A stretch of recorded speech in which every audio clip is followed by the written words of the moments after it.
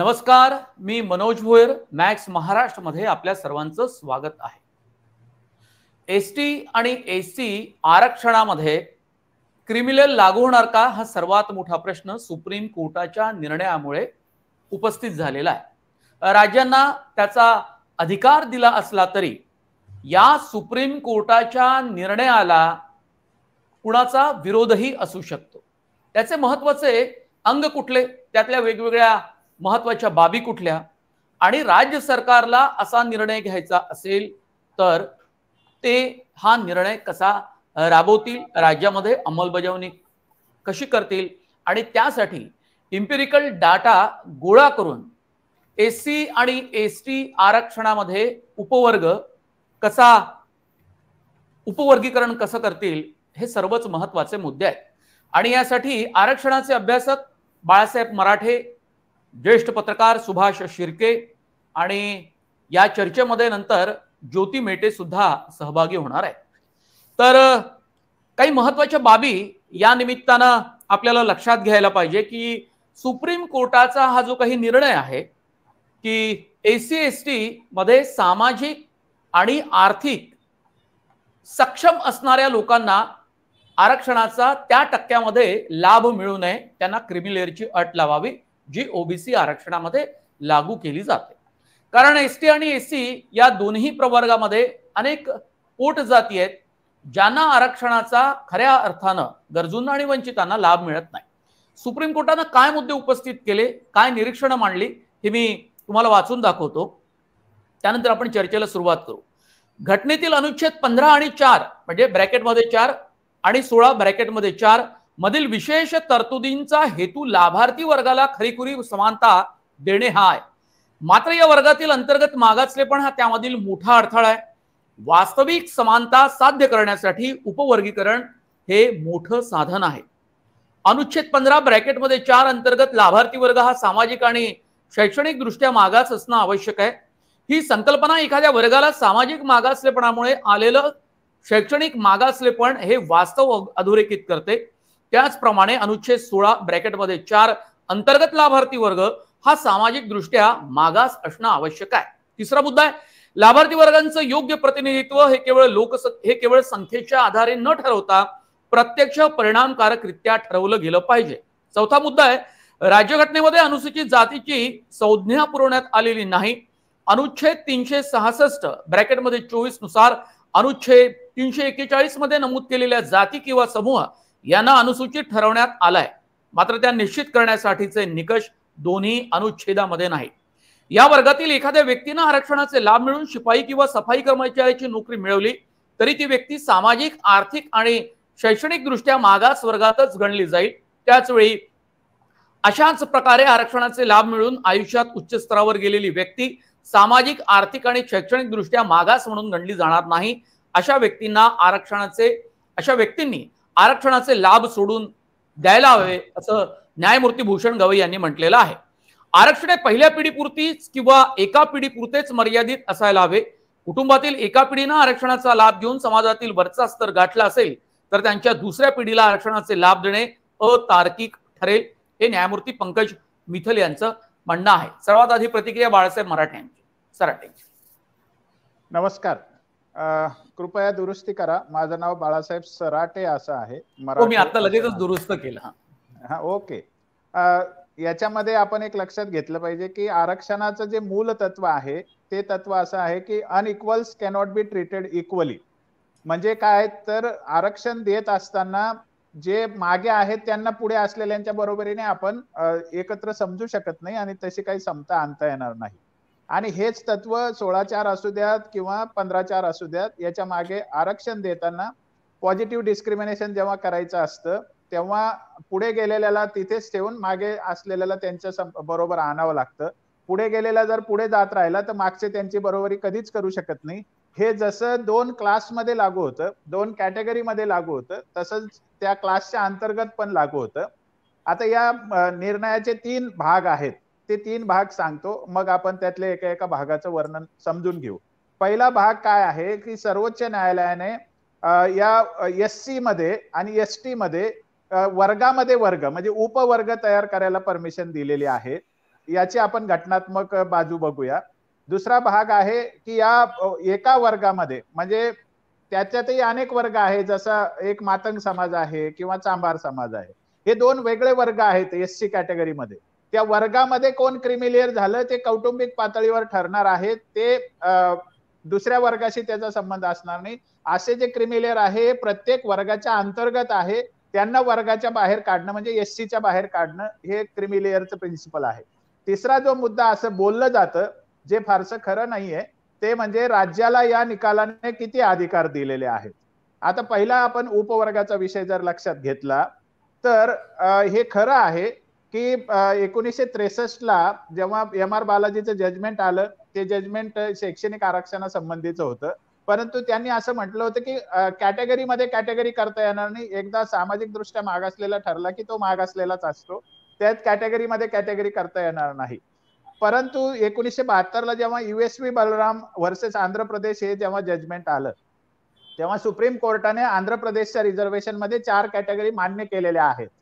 मग मंडल कमिशन मध्ये हाच विषय आला की कॅटेगरीमध्ये कॅटेगरी करा. ओबीसी जे सगळे एका स्तरावर नाही त्यांच्या किमान 2 कॅटेगरी कसा करा असं एल आर नाईक हे जे एससी चे प्रतिनिधी होते त्यांनी मांडलं होतं. मंडल आयोगाने ते स्वीकारलं नाही. ते म्हणले बालाजीमध्ये जे सांगितलं ते आपण स्वीकारलं पाहिजे. त्यामुळे कॅटेगरी तेव्हा केली नाही, जे की आता रोहिणी आयोगाच्या माध्यमातून सरकारने तो एक प्रयत्न चालवलेला आहे. 2017 ला रोहिणी आयोग त्याच्यासाठीच अपॉइंट केला गेला होता. आता पुढे आपण बघितलं तर इंदिरा साहनीमध्ये काय झालं. मग हा निकाल थोडासा जो होता तो अधिक स्पष्ट करण्यात आला.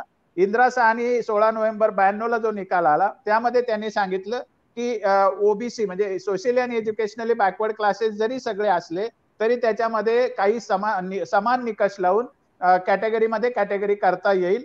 आणि महाराष्ट्रामध्ये जरी चुकीच्या पद्धतीने केलेल्या असल्या तरी कॅटेगरीज 4 कॅटेगरीमध्ये ओबीसीचं रिझर्वेशन ऑलरेडी विभागलेलं आहे. परंतु एससी एसटीच्या बाबतीत हा विषय होत नव्हता. आणि 2004 ला आपल्याकडे एक केस झाली आंध्र प्रदेशमध्ये, नंतर त्याच्यानंतर पंजाबमध्ये केस झाली आणि हे प्रकरण प्रलंबित होतं. तर याच्यामध्ये आर्टिकल 338 ए हे काय आहेत, हे आयोग कसे असावेत एससी एसटीचे त्याच्याबद्दल सांगते. आरक्षण देण्याचं जे कार्यपद्धती आहे ती 341 आणि 342 मध्ये सांगितलेली आहे. त्याच्यानुसार संसदेने पुढे त्याची कार्यवाही करावी, कोणाला एससीत घालायचं कोणाला एसटीत घालायचं आणि राष्ट्रपतीची त्याला मंजुरी घ्यावी, अशी आता पद्धत आहे. तर आता जे उपवर्गीकरण आहे म्हणजे एका वर्ग एससी मध्ये 2-3 कॅटेगरी 2-3 अ ब क करता येईल.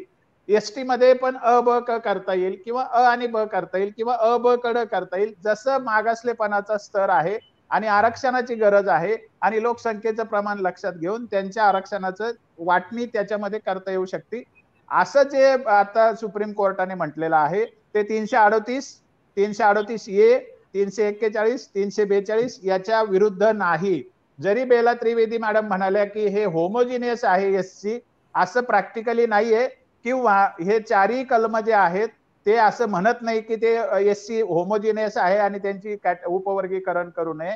तर या 4ही ज्या तरतुदी आहेत 338 ए 341 आणि 342 या ज्या आरक्षण देण्याच्या ज्या पद्धती आहेत, सांगणाऱ्या ज्या पद्धत आहे त्याच्यामध्ये उपवर्गीकरण हे बसतं आणि त्या दृष्टीने हा निर्णय स्वागतार्ह आहे. कारण असं आहे की अनइक्वल्स cannot be treated equally.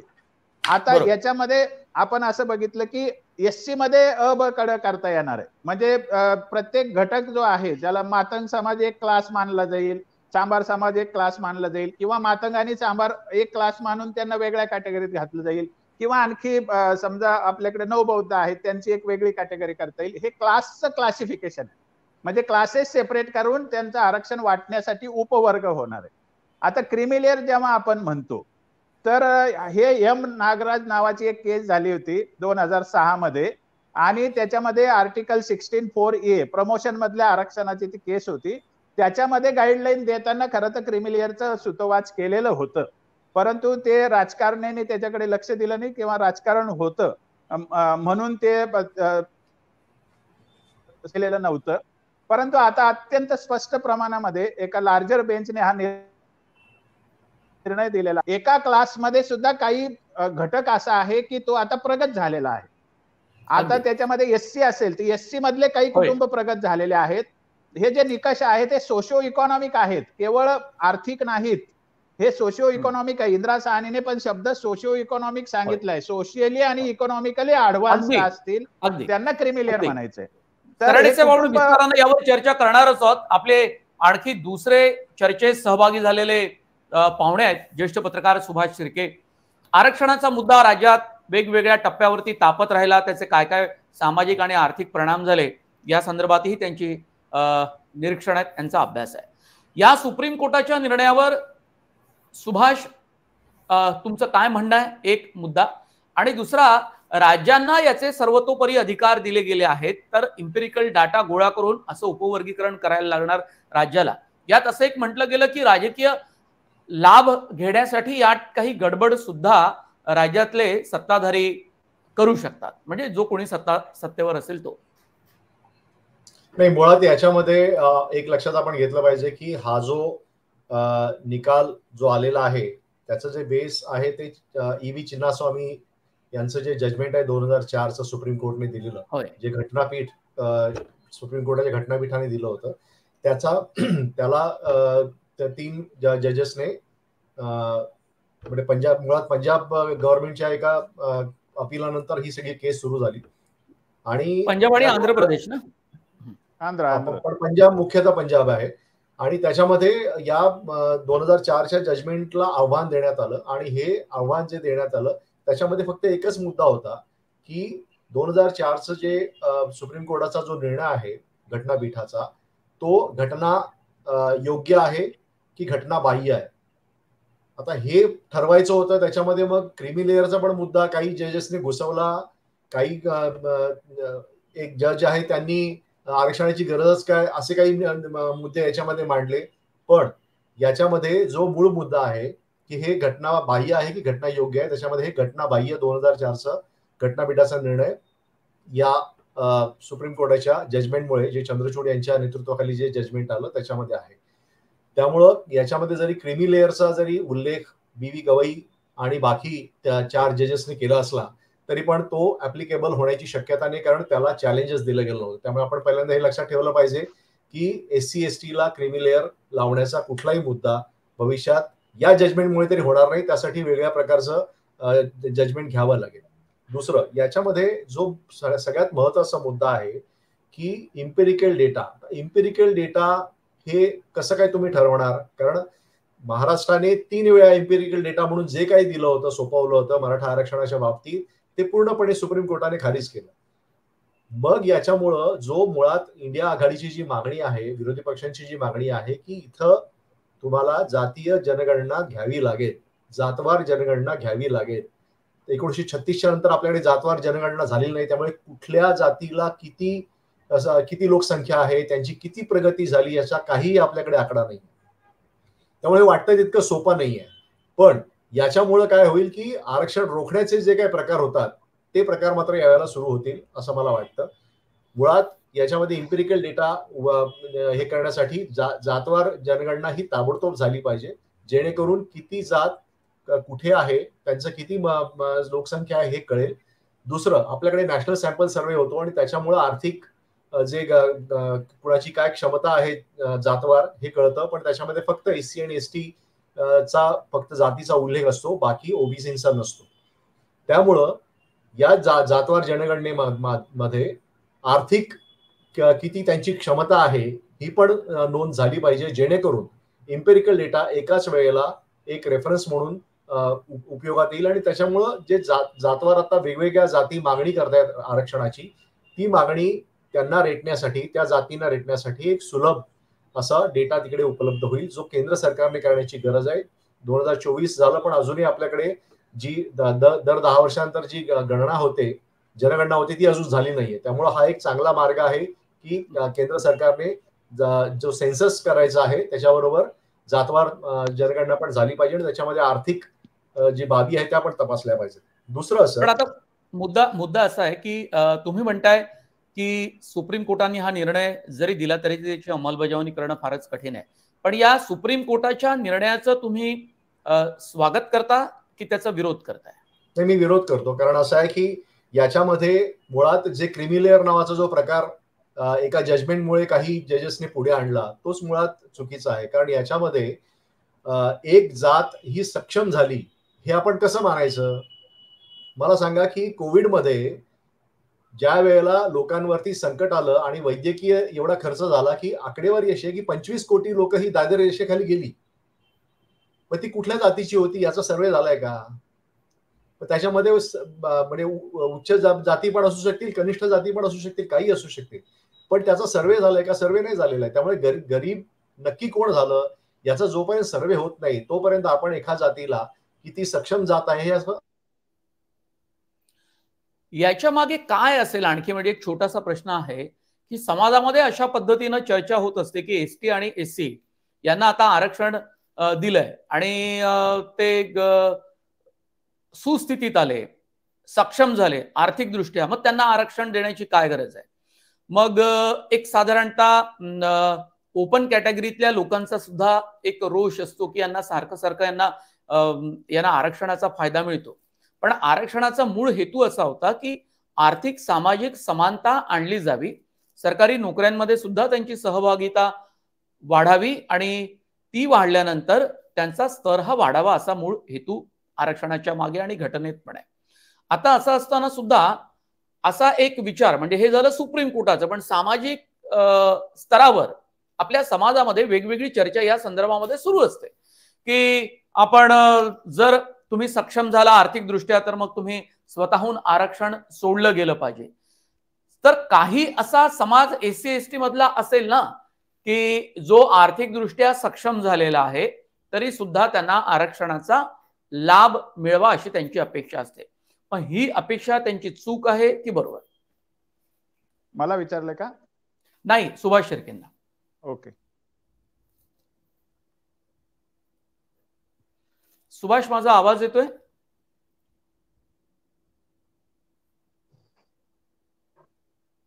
Subhash यांच्याकडे आपण नंतर जाऊच. बाळासाहेब यांनी विरोध केला आणि विरोध करण्याची त्यांनी काही आपली कारणं सुभाष शिर्के यांनी दिलेली आहे.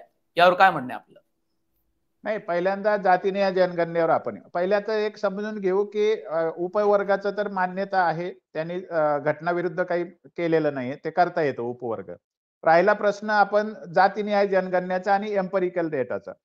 जातीनिहाय जनगणनेने एम्पिरिकल डेटा येत नसतो, हे बिहारचं उदाहरण आपल्या डोळ्यासमोर आहे. बिहारमध्ये प्रत्येक जातीची जनगणना केली गेली आणि त्याच जातीचं आरक्षण वाढवण्यात आलं आणि ते पटना हायकोर्टाने रद्द केलं आणि ते आता सुप्रीम कोर्टाने त्याला स्टे द्यायला नकार दिलेला आहे, हे आपल्या समोर आहे. जातीनिहाय जनगणना एक भाग आहे एम्पिरिकल डेटाचा, परंतु सगळ्या राज्यामध्ये जेवढे काही समाज घटक आहेत त्या सगळ्या समाज घटकांचं आर्थिक सामाजिक शैक्षणिक स्तर जो आहे तो अभ्यासला पाहिजे ना. आपण त्यांचं मागासले पण तपासलं पाहिजे ना. उदाहरण सांगायचं तर आता प्रतिनिधित्वाचा विषय घेऊ. आता जे ओबीसी म्हणून महाराष्ट्रात सांगितले जातात त्यांची रेकॉर्डेड पॉप्युलेशन समजा 34% आसपास आहे. बाठिया कमिशनने 37% सांगितली. परंतु आता सरकारचा जो रिपोर्ट दरवर्षी पब्लिश होतो, 22चा माझ्याजवळ रिपोर्ट आहे, त्याच्यानुसार ओबीसी प्रवर्गातल्या सगळ्या जातींचं शासकीय सेवेतलं प्रतिनिधित्व हे 42% झालेलं आहे. मग आता हा डेटा जर सरकारच्या समोर आहे आणि हा सगळ्या समोर आहे तर मग त्यांचं आरक्षण चालू ठेवायचं की नाही ठेवायचं हे आपल्याला लक्षात घ्यावं लागेल. मग आता 42% कोणत्या कोणत्या जातीचं प्रतिनिधित्व जास्ती झालं आणि कोणत्या कोणत्या बलुतेदार, कारागीर किंवा भटके विमुक्त अजून मागेच राहिलेले आहेत, याच्यासाठी अभ्यास करावा लागेल. हा समग्र अभ्यास करणं फार आवश्यक आहे. राहुल गांधी जे म्हणतात किंवा इंडिया आघाडी जे म्हणते की जातीनिहाय जनगणना करा, जातीनिहाय जनगणना हा एक भाग झाला. त्या जनगणना होत असताना राज्यातील प्रत्येक घटकाचं सामाजिक शैक्षणिक आर्थिक स्टेटस तपासलं पाहिजे आणि शासकीय सेवेमध्ये तुम्हाला कोणाला किती प्रतिनिधित्व मिळालं हे तपासलं पाहिजे. तर आपल्याला समग्र अभ्यासातून एम्पिरिकल डेटा तयार होतो, मग आरक्षणाचा बेस तयार होतो. केवळ कोणाची लोकसंख्या जास्ती आहे किंवा कमी आहे याच्यावरून आरक्षण देण्याचा मार्ग मोकळा होत नाही. आता हा एक भाग झाला. परंतु आपण काय करतो, एससी एसटी आणि ओबीसीला एका वेळेला चर्चेला घेतो आणि त्याच्यामुळे दोन्हीचा आपल्याला निर्णय लागत नाही. आज एससी एसटी आरक्षणाचा आपल्या समोर विषय आहे तर आपण SC STच्या बाबतीत जर चर्चा करायला घेतली तर SC आणि STचं वर्गाचं दर 10 वर्षाने सेन्सस होत असतं. म्हणजे SC ची लोकसंख्या किती, ST ची लोकसंख्या किती हे सेन्सस दर 10 वर्षाने होतच असतं. त्यांची आपल्याकडे लोकसंख्या वर्ग म्हणून आहे, कॅटेगरी म्हणून आहे. आता जेव्हा वर्गीकरण उपवर्गीकरण करायचं असेल तेव्हा त्यांच्यामध्ये सुद्धा जातीनिहाय जनगणना करावी लागेल. अर्थात ते रिझर्वेशन त्याच्याशिवाय वाटता येणार नाही, म्हणजे त्याचं डिस्ट्रीब्युशन करता येणार नाही. हा एक तिढा आता याच्या पुढे उभा राहू शकतो. राहिला प्रश्न जो क्रीमी लेअरचा आहे, जो माझा बोलता बोलता अर्धा राहिला होता. क्रीमी लेअर लागू करावं का नाही लागू करावं याच्याबद्दल वेगळं वेगळं मत असू शकतं. क्रीमी लेअर कन्सेप्ट लागू करता येण्यासारखी आहे की नाही, तर लागू करता येण्यासारखी आहे. कारण असं आहे की SC मध्ये जे प्रगत झालेले कुटुंब आहे त्यांना आरक्षण सोडायला एक ते एनकरेजमेंट आहे किंवा स्टिम्युलेशन आहे, आणि त्याच वर्गातल्या लोकांना फायदा द्यायचा आहे. त्यांचं रिझर्वेशन कमी नाही करत आहे कोणी. त्याच वर्गामध्ये IAS झालेले असतील किंवा सचिव पदाचे असतील किंवा वरिष्ठ अधिकारी असतील, आमदार असतील, खासदार असतील किंवा आणखी CEO राहिलेले लोक असतील, IIM मध्ये शिकतात, IIT मध्ये शिकतात, असे काही लोक असतील तर त्यांना आणि झोपडपट्टीत राहणाऱ्या लोकांना एकाच कॅटेगरीत एकाच स्तरावर कसं मोजता येईल आपल्याला. आणि शेवटी मुळात हा मुद्दा सुप्रीम कोर्टामध्ये सुद्धा चर्चेला आला की IAS अधिकाऱ्यांचा मुलगा, त्याची मुलं आणि ग्रामपंचायत मध्ये काम करणारा कोणी असेल किंवा त्यांचा मुलगा तिथल्या शाळेमध्ये शिकणारा मुलगा असेल तर हे समान पातळीवर आपण कसं काय तुलना करू शकतो. घटनेच्या तत्वानुसार हे ऍक्सेप्टेबल आहे. मला बाळासाहेब सराटे यांचा जो मुद्दा आहे तो मला पटत नाही अशासाठी, कारण एक कोणतरी अधिकारी झाला म्हणून त्याचं पूर्ण कुटुंब प्रगत होतं, त्याचं पूर्ण घरदार प्रगत होतं असं जर मानायचं असेल तर ते चुकीचं आहे. कारण आपल्याकडे जी जातीय व्यवस्था आहे ही व्यवस्था ही आर्थिक स्तरावरती नाहीये, हे आपण लक्षात घेतलं पाहिजे. इथे जरी सवर्ण म्हणजे जो अधिकारी जो असेल तो जरी दलित आणि तत्सम मागासवर्गीय जमातीतून आला म्हणून त्याला फार प्रतिष्ठा मिळते आणि लगेच त्याला प्रचंड तो श्रीमंत होतो असा प्रकार नाहीये. कारण पिढ्यानपिढ्या ज्या वेळेला तुम्हाला जातीयतेचे चटके सहन करावे लागतात त्याच्यानंतर मग तुमच्यावरती ही इन्स्टिट्यूशनलाइज जी कास्ट सिस्टीम आहे ज्याच्यामध्ये एक आपण ज्याला म्हणू की झापडबंद आणि एक कंपार्टमेंटलाइज ही सिस्टीम आहे, याच्यामध्ये तुम्हाला दुसरीकडे जाण्याचा सोय नसते. त्यामुळे एक अधिकारी झाला म्हणून लगेच तुम्ही त्याच्या लोकांना म्हणजे मुलांना असं म्हणणार की नाही तो अधिकारी झाला म्हणून मग त्याला रिझर्वेशन नाही मिळायला पाहिजे, हे चुकीचं आहे. पण मुळात IAS अधिकारी सुद्धा SC आणि ST समाजामधले IAS आणि IIM मध्ये जाणाऱ्यांचं प्रमाण सुद्धा तसं काही खूप नाही आहे. हा मुद्दा आपण पुन्हा चर्चेला विस्ताराने घेऊया. ज्योती मेटे या सातत्यानं आरक्षणाच्या मुद्द्यावरती बोलतात आणि त्याही आपल्या चर्चेत सहभागी झालेल्या आहेत. सुप्रीम कोर्टाच्या SC आणि ST आरक्षणामध्ये कॅटेगरायझेशन करावं आणि क्रीमी लेअर त्यांना लागू करावं सक्षम आणि आर्थिकदृष्ट्या सक्षम झालेल्या व्यक्तीला, या संदर्भातलं आपलं काय मत आहे?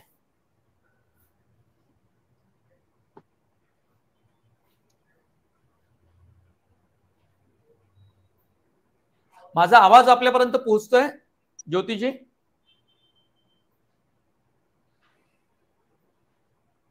हॅलो मॅडम, मॅडम माझा आवाज आपल्यापर्यंत पोहोचतोय का? मी ऑडिबल आहे आपल्याला? हा, आपला आवाज माझ्यापर्यंत पोहोचतोय. माझा पण येतोय आवाज तुम्हाला? आपला मगाशी काय आपण बोललात ते मला क्लिअरली ऐकायला नाही आलं. Will you please repeat it? हा, माझं असं म्हणणं आहे की सुप्रीम कोर्टाच्या SC आणि ST या आरक्षणामध्ये कॅटेगरायझेशन करावं, उपवर्गीकरण करावं आणि आर्थिकदृष्ट्या सक्षम झालेल्यांना क्रीमी लेअर लागू करावं अशा पद्धतीचा त्यांचा निर्णय. या निर्णयावरती तुमचं काय म्हणणं आहे? खरं पाहिलं तर जेव्हा आपण एखादं आरक्षण देतो तेव्हा त्या आरक्षणामागचा म्हणजे घटनेचाच मूळ असा उद्देश होता की वंचितांना मुख्य प्रवाहामध्ये आणणे. मग वंचितांना मुख्य प्रवाहामध्ये आणण्यासाठी म्हणजे आटपार त्यांना इतरांच्या बरोबरीने आणून ठेवण्यासाठी जर ह्याची तरतूद असेल आणि काही वर्षानंतर किंवा काही कालावधीनंतर जर आता देशातलं सर्वोच्च न्यायालय जर असं ऑब्झर्वेशन करत असेल की या प्रवर्गामध्ये ज्याला आपण म्हणू की समांतर वर्गीकरण न ठेवता तिथे क्रीमी लेअरचा कन्सेप्ट आणावा, सो दॅट या आरक्षणाचा लाभ घेऊन जे प्रगत झालेले आहेत त्यांना त्याचा लाभ घेता येऊ नये अशी जर ती मानसिकता असेल तर मला असं वाटतं की याचा ऍट लार्ज आपण स्वागत करायला हवंय. म्हणजे इथे पुन्हा मुद्दा तोच येतो की वंचितांचं मुख्य प्रवाहामध्ये येणं किंवा त्यांना आरक्षणाचा लाभ घेऊन त्यांच्या जीवनाचा असेल किंवा सामाजिक स्तर तो उंचावण्याची ती संधी मिळते.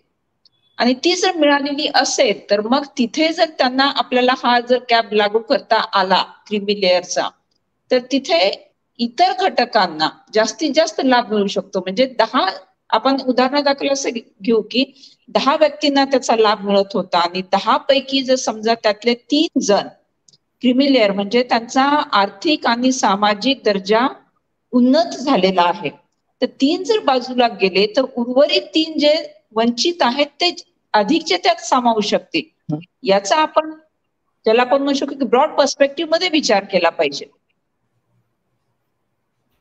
अच्छा. आणि सुभाष, या संदर्भात काही बोलायचंय आपल्याला?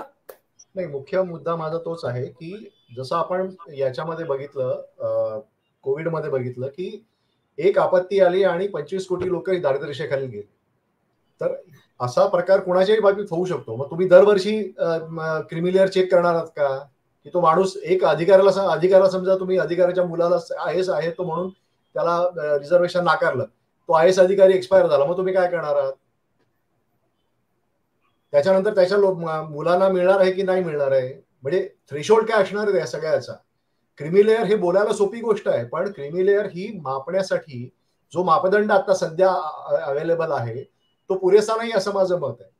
कारण इन्स्टिट्यूशनलाइज ज्यावेळेला कास्ट सिस्टीम असते त्यावेळेला तुम्ही फक्त ती आर्थिकदृष्ट्या त्याच्यावरती उपाय करून होत नाही. ते त्यासाठी तुम्हाला आज आपला समाज प्रगल्भ झाला नाही का? त्यात जी काही वर्गवारी होती आणि जो भेदाभेद होता तो आता 21व्या शतकाकडे झेपावताना काही उदाहरणं आपल्याला पाहायला मिळतात अजूनही महाराष्ट्रामध्ये काही, पण तो बराचसा बदल झाला नाही का अजूनही असं म्हणायचंय?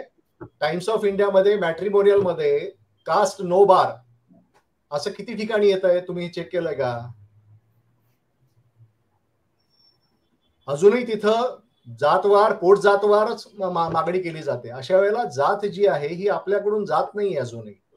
आणि जोपर्यंत टाइम्स ऑफ, म्हणून मी असं म्हणतो की टाइम्स ऑफ इंडियामध्ये मॅट्रिमोनियल जेव्हा कास्ट नो बार असं ज्या वेळेला येईल त्यावेळेला आपण म्हणू की आता देशामधली जी जात व्यवस्था आहे ती नष्ट झालेली आहे. जोपर्यंत ती नाहीये तोपर्यंत आपल्याला इन्स्टिट्यूशनलाइज कास्ट सिस्टीम जी आहे त्याच्या आधारे आरक्षण हे ठेवावंच लागेल. बाळासाहेबांना काही बोलायचं होतं मध्ये त्यांनी हात उंच केला. नाही, मुळामध्ये इंटरकास्ट मॅरेज आणि आरक्षण असं जर तुम्ही लावत राहिला ना तर म्हणजे आरक्षण हे कधीही सुधारायचं नाही, त्याच्यामध्ये रिफॉर्म करायचं नाही असा एक एंड असलेला विषय येतो. म्हणजे डेडलॉक करायचा प्रयत्न केला जातो. आता सरांनी जे उदाहरण दिलेलं आहे, शिर्के सरांनी, की कलेक्टरचा मुलगा झाला म्हणजे त्याच्या पुढच्या मुलाचं काय भवितव्य एवढं सेक्युअर्ड असतं का? मुळामध्ये त्या जातीमध्येच तो विषय घेतोय आपण, त्या क्लासमध्येच तो विषय घेतो. कलेक्टरच्या मुलाची तुलना मराठा समाज किंवा ब्राह्मण समाजाच्या याच्याशी करण्याचा विषय नाहीये. त्या जातीमध्ये झोपडपट्टीत राहणारा मुलगा आणि कलेक्टरच्या घरात जन्मलेला मुलगा, त्याचा फायदा कोणाला मिळाला पाहिजे रिझर्वेशनचा? जर रिझर्वेशनच्या जागा जर मर्यादित आहेत, कारण सगळ्या समूहाला तर रिझर्वेशन मिळणार नाहीये. मग रिझर्वेशनच्या जागा मर्यादित असताना जे पुढे गेलेले आहेत त्यांना थांबवणं किंवा त्यांना जनरल मध्ये स्पर्धा करायला लावणं, जे खूपच मागे आहे त्यांना ऍव्हरेज लेवलवर आणणं, हे तर प्रिन्सिपल आहे ना रिझर्वेशनचं. इथं मुद्दा हा पण नाहीये की क्रीमी लेअर लागू करावं का नाही करावं, हा व्यक्तिगत मतभेद असू शकतात, परंतु हे घटनात्मक आहे की नाही हे तत्व हा मुद्दा आहे. तर मला असं वाटतं की क्रीमी लेअर लागू करणं क्लासमध्ये, एखाद्या क्लासमध्ये, हे घटनात्मक आहे. याच्यामध्ये काही घटनाविरोधी नाही. 342 आणि 341 मध्ये पण ते घटनात्मक ठरतं आणि 338 आणि 338A मध्ये पण ते घटनात्मक ठरतं. 15(4) आणि 16(4) मध्ये पण ते घटनात्मक ठरतं. कारण काय आहे तर स्पेशल प्रोव्हिजन अशा लोकांशी करायची आहे की त्या क्लासमध्ये जे खरंच मागासलेले आहेत आणि ज्यांची बरी परिस्थिती ऍव्हरेजच्या वर आहे त्यांच्यासाठी आरक्षण न देता ते जनरल स्पर्धेमध्ये येऊ शकतात. हे त्याच्या मागचं प्रिन्सिपल आहे. आता तुम्ही बघितलं जनरल कॅटेगरीमध्ये सिलेक्शन होण्याचे रिझर्वेशनचे काही प्रमाण आहेच ना, नाही असं कसं म्हणता तुम्ही? त्यामुळे हे निकष लावणं त्या क्लासच्या उदाहरणं दाखवून द्या तुम्ही. उदाहरणं दाखवून द्या. जनरल कॅटेगरीमध्ये बंद झालेली आहेत आता. मी TISS उदाहरण तुम्हाला देतो, जनरल कॅटेगरीमध्ये बंद झालेलं आहे. तुम्ही उदाहरण द्या ना. UPSC MPSC मध्ये जनरल कॅटेगरीमध्ये सिलेक्शन होतात रिझर्वेशन मधले. सदावर्तेंनी काय सांगितलं, ऐका तुम्ही, रिझर्वेशन दाखवा म्हणजे काय, ते काय असं कागद आहे का दाखवायला? मुद्दा असा आहे की एलिजिबल आहेत की नाही. पुन्हा बोलताय साहेब, हे 10-15 वर्षापूर्वीच बोलताय, आता नाही होत आहे. म्हणजे आता काळ बदलतोय म्हणून आता प्रगती होत नाहीये का? ज्या कॅटेगरीमध्ये आहे त्याच कॅटेगरीमध्ये होतं, तुम्हाला बदलता येत नाही कॅटेगरी. अहो बदलता येते नाही कसं सर? आपल्याला माहिती आहे ना की इंदिरा साहनीच्या निकालामध्ये सांगितलंय की जे जनरल कॅटेगरीच्या कॉम्पिटिशन मध्ये सिलेक्ट होतात ते जनरल कॅटेगरीमध्ये ट्रीट होतात. हे तत्व आजही लागू आहे. नाही असं कसं म्हणता तुम्ही? नाही, MPSC UPSC ची यादी काढून बघा. मला माहिती आहे आमच्याकडे होतं म्हणून, युनिव्हर्सिटीच्या रिक्रुटमेंट मध्ये होतं. अरे माझ्याकडे माहिती आहे ना, काढून घ्या. काय तुम्ही दुरुस्ती करा तुमची माहिती. उदाहरण द्या म्हटलं, उदाहरण काय द्यायचं? हा जनरल लॉ आहे, हे जनरल कॉन्स्टिट्युशनल लॉ आहे, याला काय उदाहरण द्यायचे तुम्हाला? लॉ असे खूप आहेत, मी तुम्हाला एक स्पेसिफिक उदाहरण द्या असेल. लॉ असे खूप आहे म्हणजे लॉचा विचार नाही करत का तुम्ही? साहेब, ऍप्लिकेबिलिटी ऑफ लॉ पाहिजे ना. अरे ऍप्लिकेबिलिटी म्हणजे काय? ऍप्लिकेबिलिटी म्हणजे काय? म्हणजे तुम्ही म्हणाल तेच तत्व होतं का? लॉ कशाला असतो? लॉ कशाला असतो? लॉ कशाला असतो? बस माझा मुद्दा तोच होता, तुमच्याकडे उदाहरण नाहीये. उदाहरण नाही म्हणजे काय? यादी तुम्ही आधी सांगितलं असतं तर उदाहरण घेऊन आलो असतो मी. मुद्दा हा आहे की हे कायदेशीर आहे की नाही, घटनात्मक आहे की नाही, तर क्रिमिलेअर लावणं हे घटनात्मक आहे. विषय एवढा आहे. क्रिमिनल लावलं घटनात्मक नाही. घटनेमध्ये कुठेही तसा उल्लेख नाहीये. 341 342 मध्ये क्रिमिनल. अरे घटनेमध्ये आरक्षणाचा उल्लेख एकाच ठिकाणी, आपण 4 ठिकाणी वयाची अट शिथिल करतो, आपण कमी मार्काला सिलेक्ट करतो, हे करतो की नाही? घटनात्मक स्पेशल प्रोव्हिजनचा भाग आहे ना तो. तुम्ही स्पेसिफिक बोला ना, घटनात्मक कसं बोलता तुम्ही? 341 अरे घटनात्मकच असतं हे. आरक्षणामध्ये वयाची अट शिथिल करणं, कमी मार्काला सिलेक्शन करणं, वेगळं मेरिट लावणं हे घटनात्मक नाही का? नाही, घटनेत लिहिलेलं आहे का? तुम्ही 341 342 बाय क्रिमिनल एक शब्द मला दाखवा. अरे 341 342 खाली आयोग तरी कुठे लिहिला आहे? प्रश्न असा आहे की कार्यपद्धती ठरवते ते संसद करते. माझा मुद्दा तोच होता, क्रिमिनल हे घटनेत नाहीये जे तुम्ही आता म्हणताय ते. आणि मग तुम्ही ओबीसीला क्रिमिनल लावलं पाहिजे की नाही लावलं पाहिजे याबद्दल तुमचं काय मत आहे? क्रिमिनल कुणालाच लावता कामा नये, पण प्रत्येक वेळेला ही आणि जातीच्या आधारावर आरक्षण द्यायचा उल्लेख आहे का घटनेमध्ये? मग माझं म्हणणं नाही, जातीच्या आधारावर आरक्षण द्यायचा उल्लेख आहे का घटनेमध्ये? परत तुम्हाला सांगतो मी की जातवार तुम्ही ज्यावेळेला आपण जात हा शब्द घटनेमध्ये आहे का आरक्षणामध्ये? तेवढं तुम्ही मला सांगा. आहे ना, SC आणि ST 341 आणि SC आणि ST जात आहे का? SC आणि ST जात नाही ना. मग काय कास्ट बेस्ड रिझर्वेशन आहे? अहो SC आणि ST ही कॅटेगरी आहे, जात नाहीये. अहो साहेब, SC आणि ST कास्ट बेस्ड रिझर्वेशन आहे. हे तुम्ही मनाने काही सांगू शकता. घटनेत कुठे एवढं लिहिलेलं आहे तेवढं मला सांगा. तुम्ही घटनेत कुठे लिहिलंय तेवढं मला सांगा. कॉन्स्टिट्युशनल असेंब्लीमध्ये कुठे चर्चा झाली तेवढं मला सांगा. चर्चा झालेली आहे आणि ते बघा तुम्ही. सांगा, दाखवा, डेट सांगा. मी तुम्हाला मेल करून पाठवतो मी ते. हा, मग मी तुम्हाला मेल करील ना जनरल मध्ये कोण सिलेक्शन झाले त्याचं. पाठवा. बरं, ज्योतिताई मेटे, आता मुळात मुद्दा असा आहे की समजा राज्यांना अधिकार दिले गेले, त्यांनी आढावा घेत राहावा असं न्यायमूर्तींनी म्हटलेलं आहे सुप्रीम कोर्टामध्ये, आणि हेही म्हटलंय की घटनेतील अधोरेखित केलेली खरी समानता जर लागू करायची झाली तर आपल्याला उपवर्गीकरण आणि क्रिमिलेअरची गरज आहे. आता क्रिमिलेअर ठरवणं राज्याची तातडीची घटनात्मक गरज आहे असंही त्यांनी म्हटलेलं आहे. हे सगळं म्हणत असताना राज्य सरकार म्हणजे खास करून महाराष्ट्र सरकारला जे इम्प्लिमेंट करायचं झालं तर महाराष्ट्र सरकारला हे शक्य आहे का? त्यांना कोणत्या कोणत्या पातळीवर कसरत करावी लागू शकते? कारण आपण सरकारमध्ये सुद्धा काम केलेलं आहे, नोकरी केली आहे दीर्घकाळ. खर तर या गोष्टीचा म्हणजे वेगवेगळ्या पातळींवरती सर्व साकल्याने विचार व्हायला हवा आहे. आणि मला असं वाटतं की महाराष्ट्र शासनाने याची गांभीर्याने दखल करून जी एक सुप्रीम कोर्टाच्या ह्या ऑब्झर्वेशनने किंवा निर्णयामुळे म्हणा एक नवीन संधी उपलब्ध होते आहेत, तर ती अधिकाधिक पॉझिटिव्हली घेऊन तिचा कसा आपल्याला तिची कशी अंमलबजावणी करता येईल या दृष्टिकोनातून महाराष्ट्र शासनाच्या पातळीवरती तो विचार व्हायला हवा आहे.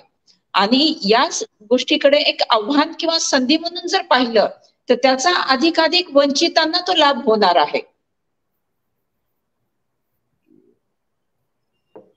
अगदी.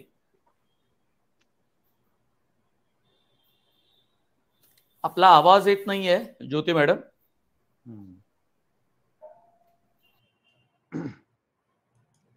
तुमचा मुद्दा मांडला गेला का तुम्ही? कारण उशिरा सहभागी झाला म्हणून आम्हाला जरा विस्तारानं तुमची भूमिका आणखी समजावून घ्यायची आहे. ज्योतिजी, आवाज येत नाही. ज्योती मॅडम, माझा आवाज पोहोचतोय तुमच्यापर्यंत?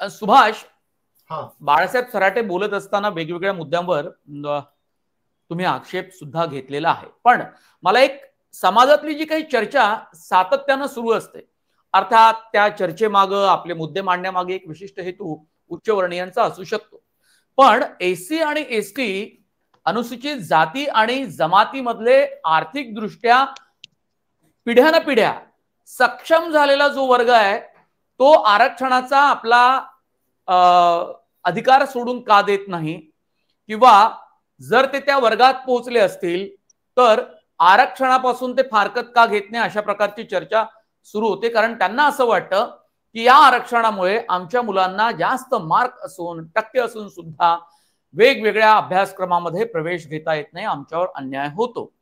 आता आरक्षण मुळात जे लागू झालं ते आर्थिक आणि सामाजिक असमानता दूर करण्यासाठी म्हणून आरक्षण घटनेमधल्या अनेक तरतुदी करून ठेवलेल्या आहेत.